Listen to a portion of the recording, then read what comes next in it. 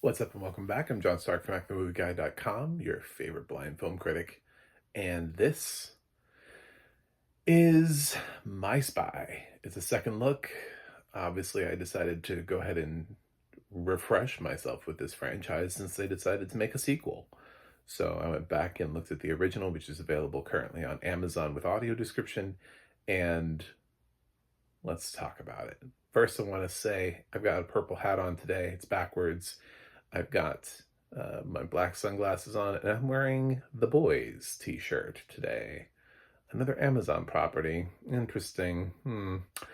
Um, so My Spy is based on well, not really based on necessarily anything except for the perpetual Hollywood premise that some people are just inherently funnier when you put them with kids.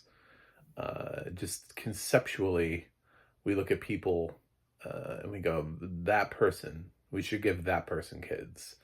And it's exactly what we've done with Arnold Schwarzenegger in Kindergarten Cop. We did it with Hulk Hogan in Suburban Commando and Mr. Nanny. Put him opposite kids in those films. We did it with Adam Sandler in Big Daddy. We were like, oh, who shouldn't have kids? Adam Sandler. Vin Diesel in The Pacifier. It's a pretty obvious list that goes on and on and on. Even Arnold Schwarzenegger, once again in Jingle All the Way, who I think the sequel of that is Larry the Cable Guy. Did he do the sequel to that? I think he did. Anyway, yeah, or he did the sequel to Kindergarten Cop. He did the sequel to something that Arnold did. I didn't watch it because I'm like, that sounds terrible.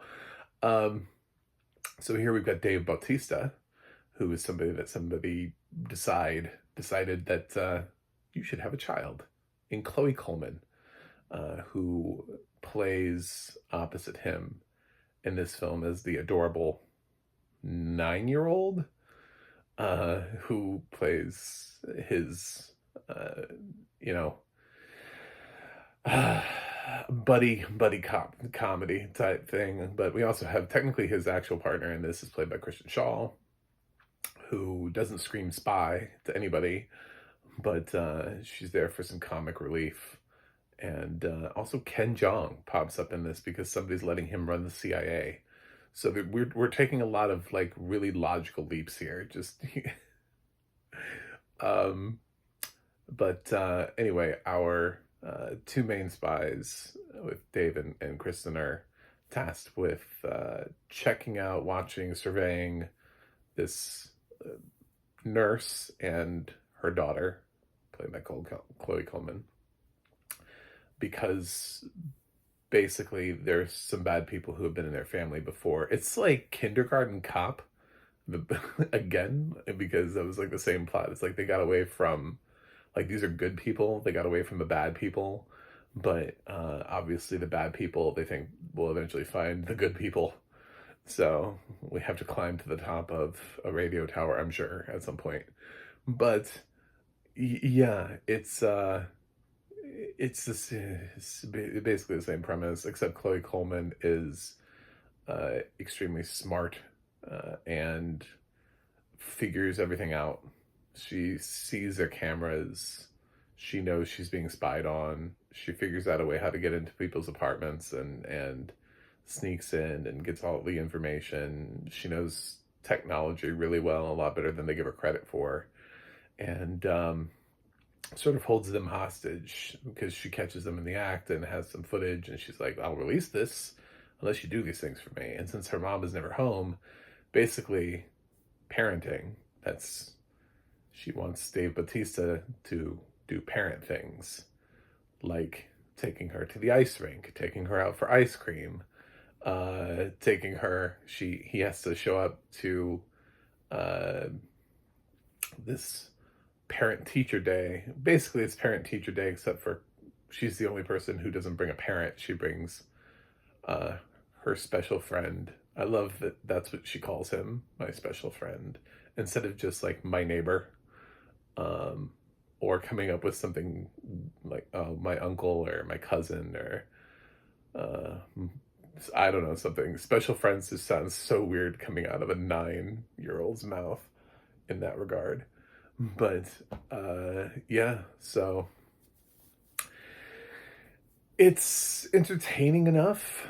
Obviously, there are twists and turns. There's a plot point here that they think they're being cute and clever with. It's a little spoilery, but as also as the gay blind film critic, I feel like I have to address the fact that yes, there's a gay couple here, and yes, I absolutely knew what they were. I knew what they were the first time around.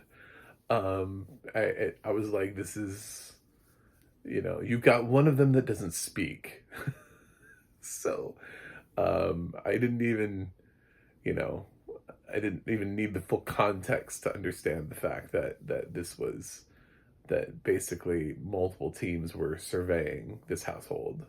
But they're just doing a much better job of blending in as people who actually live there. And he's like, nobody suspects the gay couple, and it's like, no, I did, because it's 2020 and we can have gay villains now and spies and contract agents and all that kind of stuff. It's really I kind of figured that was going to be the twist with these characters. Even when I saw this back in 2020, I was like, I know where they're going with this. So, because it's not like they've been there for like 10 years. They're not like, these are our neighbors who were already here in this building before we moved here, and they've lived here forever. And then they're like, surprise, we've been waiting here 20 years for you. It's not that. So, I always feel like now that film critics are being called out, I have to come up with some sort of like deep thought about film criticism. I have to tie this into film history somehow. I feel like the fact that I referenced several other titles that are exactly like this already kind of does that. But, where would this fit in film history? It doesn't, because it's just made for fun. This movie is made for entertainment purposes. There's not a lot of deep thought put into this. Either you like it or you don't. You watch it with your family. You have some fun. It's lightweight. It's not too heavy or too violent or anything like that for your kids. Maybe not like your little kids. I don't know, because there's some like action sequences to it. I think it might be PG-13, but I also think some of those other films might have been PG-13. Um, eh, it's fine. It's okay. I don't know why we have a sequel to it, but I haven't seen the sequel yet, so I'll remain sort of neutrally optimistic about it. I'll try to stay sort of like, well, I guess we could go out for another adventure. It doesn't really feel like a franchise we needed another adventure to, which is why there aren't sequels with with the original cast of any of the films that I listed already. There's no The Pacifier 2 with Vin Diesel or Kindergarten Cop 2 with Arnold Schwarzenegger. These are not franchises that these people return to. So generally they don't need to. Like the gimmick has worn out the first time around. So the reason we do sequels is because the premise is either so unique, the story can be expanded upon, or the dynamic between two characters is just so damn good that we have to do it again. And I don't really see that here.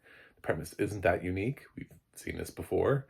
Are we saying that Dave Bautista and Chloe Coleman are a great screen duo?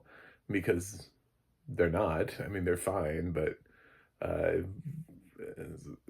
no. So I don't know why there is a sequel to it. It's also a streaming thing, so it's not really like, ooh, for the box office, which also happens. We get sequels sometimes just simply because a movie makes $500 million at the box office, and they're like, well, we weren't going to make a sequel, but somebody figured out how to make a sequel to this. Sir, the world ended. I don't care. I don't care how the movie ends. Figure out how to make a sequel to it. The perpetually forever in development sequel to World War Z is a great example of that. The sequel that we may or may never get. to World War Z that is in development hell. Um, it's a great example to the, but it was a hit. We must have a sequel. Uh, okay.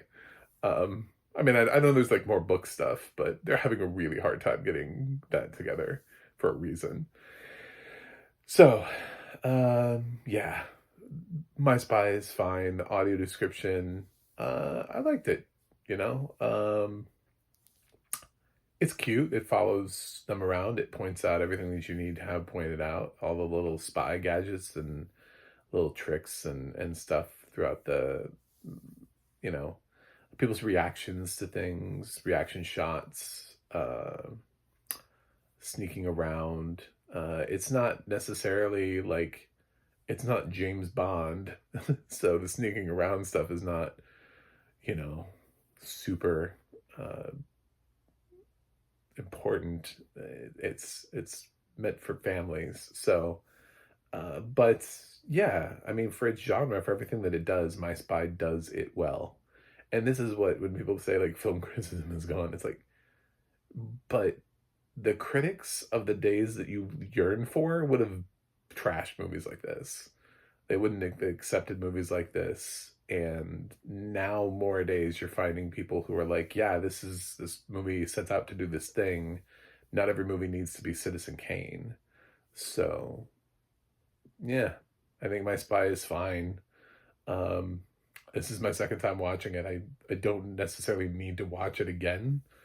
I love Kindergarten Cop. I think that movie's hilarious, but this to me, I just yeah. I mean, Dave doesn't seem quite like he's as excited to be in this film as Arnold was to be in Kindergarten Cop, which he actually left another film to be in. He was actually in My Blue Heaven, and when he got cast, when he found out he got Kindergarten Cop, he left My Blue Heaven for Kindergarten Cop. So he obviously really wanted to do that film. Um, Whereas I don't know how much Dave Bautista wanted to do this, or he was just like excited about being offered the lead. I don't know. I'm gonna give My Spy a B minus. I think it's fine. I think if you want to watch this with your kids, do it. I've seen it twice. Nothing blows me away here. There's nothing that like surprises me where I'm like, no. But then again, I can say the same thing about every other film in in this genre. Nothing about any of these films ever surprises me. It's just about does the chemistry work? And it works enough here. My hot take on that would be I actually enjoy Chloe Coleman more than Dave Bautista, which is not saying I don't like Dave Bautista. I generally like Dave Bautista, but Chloe Coleman is actually has more um, I don't know. She's exuding more screen presence and more joy to be here. And I think that's what works. So, anyway, thanks for watching. Thanks for subscribing. Make sure to check out my review of My Spy 2, The Eternal City. Is that what it's called? I don't know. I remember. I haven't seen it yet, so don't hold me to that. I think it's something like that. Anyway, see you guys on the other side.